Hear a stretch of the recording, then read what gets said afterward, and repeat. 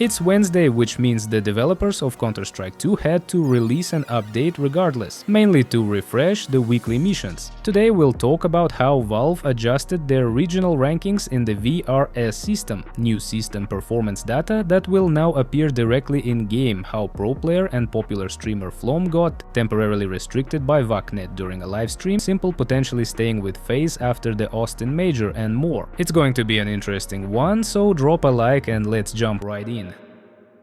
Let's start with today's update, and honestly all it did was add new weekly missions. This time you'll need to get 20 kills in deathmatch, possibly more depending on your luck, but what's really curious is how long Valve plans to keep adding these low-effort missions that give you barely any XP. Also, since the third stage of the major just wrapped up, here's how my pick'em results turned out. 4 out of 5 again. You can now make your predictions for the playoff stage. 20 hours to make your picks depending on when you're watching this. Here's my playoff pick'em as well, though I don't recommend copying it. Moving on, as many of you know, Valve introduced a system a while ago called VRS, a regional ranking system that determines which teams qualify for tournaments and majors. With the recent update, teams will now appear in only one region's ranking. In any disputed cases, a team will be automatically placed in the stronger region, most likely the one with higher competition. It looks like Valve introduced these new rules to prevent teams from gaming the system and choosing an easier region to secure invites, taking away slots from more deserving local teams. Under the new rules, only the top 32 teams, based on Valve's VRS rankings, will now be allowed to participate in the majors. You've probably heard already. Qualifiers for the Star Ladder Budapest Major 2025 were cancelled. And now